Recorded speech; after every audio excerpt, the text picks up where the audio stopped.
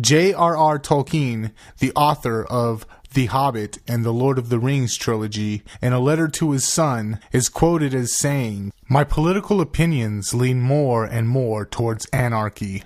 The most improper job of any man, even saints, is bossing other men. Not one in a million is fit for it, and least of all those who seek the opportunity."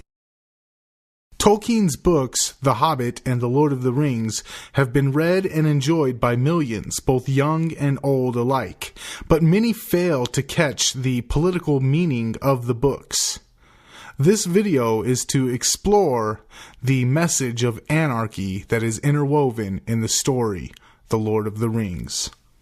First, let's take a look at the Shire, the home of the hobbits, the main characters and anti-heroes of the books Lord of the Rings and The Hobbit. The Shire, for the most part, is a voluntary society, with the only exceptions being the mayor and the watch. The mayor's main duty is to be the postmaster, while the main duty of the watch is to protect the Shire from the occasional beast that may try to wander in from the outside. There is no outward authority in the Shire. All families of the Shire are authorities to themselves. The only rules that they live by are basically the rules of non-aggression, very similar to the voluntarists' non-aggression principle. There is no formal court system in the Shire. There are no criminal courts in the Shire. There are lawyers, but the lawyers' duties consist mainly of writing wills and other such matters. The Shire is not a utopia, but there is nothing in the Shire that resembles anything remotely close to a state. To contrast the peaceful anarchy of the Shire, Lord of the Rings also has Mordor, the dwelling place of Sauron. Sauron is the main antagonist in the world of Middle-earth. He serves as Tolkien's representation of authoritarianism and creates the Rings of Power to seduce the elves into his service. The Rings of Power grant whoever wears them with unnatural powers. The one ring to rule them all, the ring that Sauron reserved for himself, gave him power over all the other rings. The rings can be viewed as an analogy for the power of the state, the many rings being like small local governments, and the one ring being like an all-powerful authoritarian government.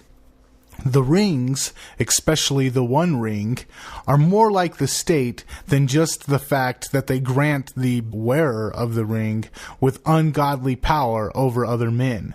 But that is definitely where all the similarities stem from. The ring, just like the state, gives the possessor unnatural power over other men. This ring, just like the state, was created for one reason and one reason only: to control and dominate others. The power of the ring, much like the power of the state, is constantly sought after by those who would abuse that power. Once the ring is discovered to be in the Shire, Gandalf entrusts Frodo to hold the ring upon his journey. Frodo is chosen because he is simple and good-hearted.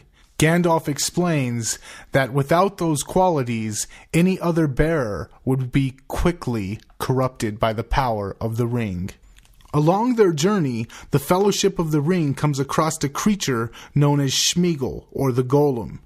The Golem is a sickly and twisted-looking creature that is obsessed with attaining the One Ring, which he calls his precious.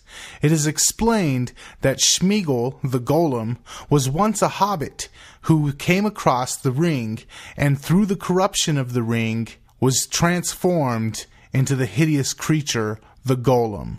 Through this explanation, it is revealed that while possessing the ring may give you power to be more than what you are, that power also transforms you into something less than what you are. What's more, the power of the ring becomes addictive, much like the power of the state. The analogy of the power of the ring shows us the inherent danger that resides in the power of the state. People believe that the power of the state is necessary and that it is safe as long as good-hearted people possess that power. But just like the power of the ring, when good-hearted people possess the power of the state, it turns them into something else. It turns them into something that they would not be proud of, and the power becomes addictive. And much like the power of the ring, the power of the state is often sought out only by those who would use it to abuse their fellow man, to conquer, to dominate, to control their fellow man. The power of the state, when possessed by a good man, will change that good man and turn him evil. The power of the state, when not possessed by a good man, will constantly be sought after by evil men. Thus, Gandalf does the only thing logical with the power of the ring, which is the only thing logical to do with the power of the state. Gandalf knows the only way that Middle-earth can have peace is to destroy the power of the ring, to destroy the ring itself. Much like the power of the state when it comes to regular Earth, the only way we will have peace on Earth is to destroy the power of the state, to destroy the state. For if men cannot be trusted to govern themselves, how then can they be trusted to govern over other men?